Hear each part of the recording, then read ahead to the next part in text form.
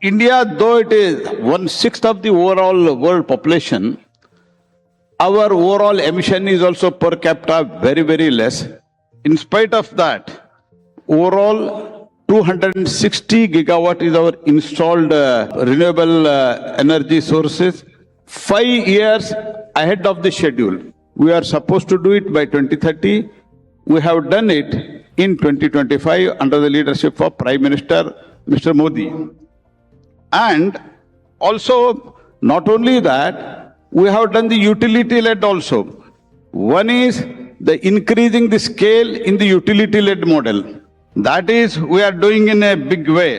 But at the same time, we have to cater the common people. It should become a people's movement.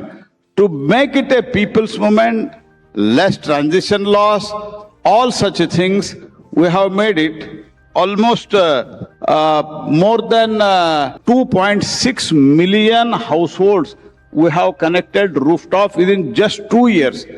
By that, many people, they are either getting very, very less electricity bill or zero bill. So these are the things, these are the unprecedented growth which India has achieved, and almost in one single year, we have achieved 50 gigawatt.